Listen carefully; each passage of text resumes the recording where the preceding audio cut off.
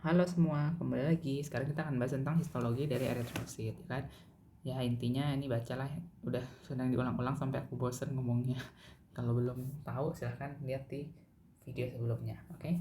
Nah ini sudah tahu lah ya, tadi ini di video sebelumnya sudah jelaskan dari stem cell dia akan menjadi eritrosit. Nah ini adalah gambarannya kalau kita lihat di mikroskop, ya kan?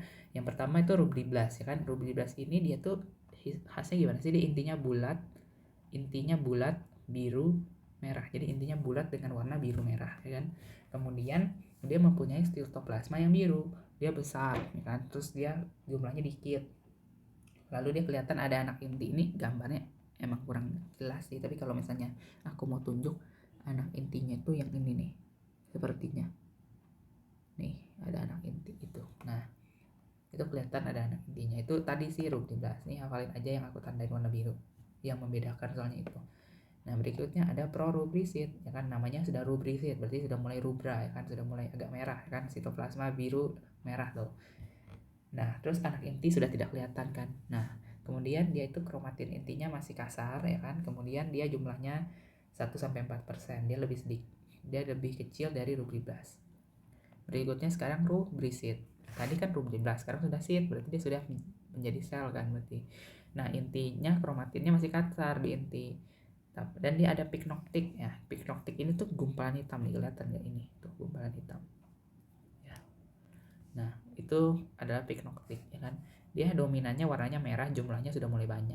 Kemudian ada metarubrisit, ya kan. Metarubrisit intinya sudah lebih mengecil lagi. Ya, kemudian dia sudah lebih merah karena sudah mulai ada Hb, ya kan.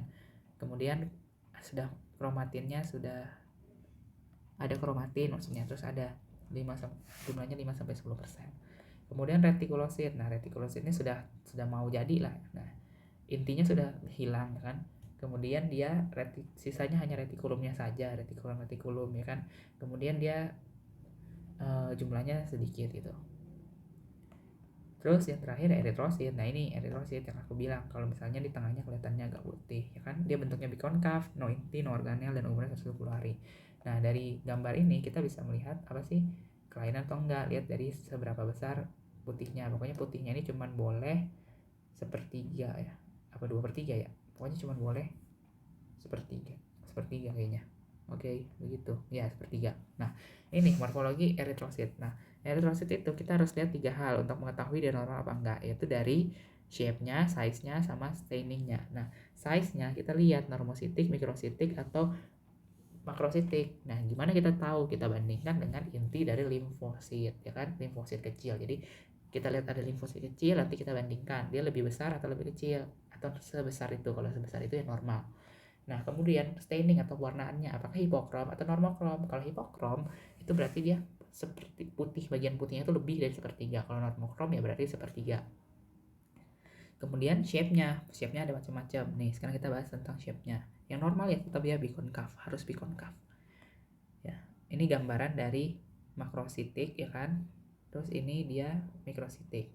Biasanya makrositik ini pada anemia B12 dan kalau mikrositik ini pada anemia kekurangan zat besi.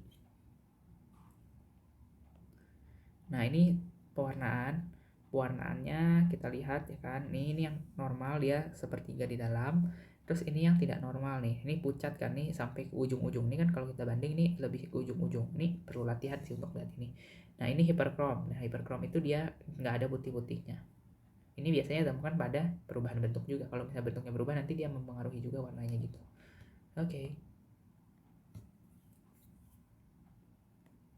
Nah, sekarang bentuknya. Yang pertama ada ekinosit. Ini yang tidak normal. Dia burst cell atau nama lainnya. Dia mirip duri gitu.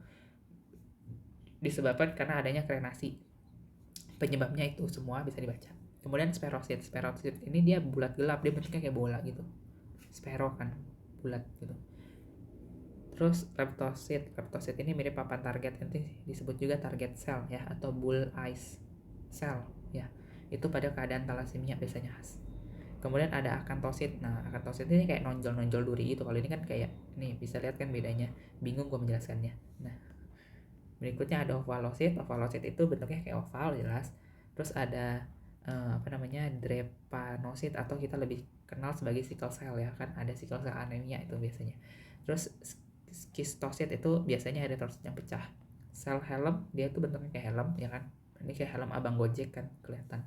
Terus ada stomasosit, dia tuh kayak sel mulut. Kenapa? Karena dia kayak senyum gitu loh ya kan, lucu dia selnya, biasanya pada thalassemia.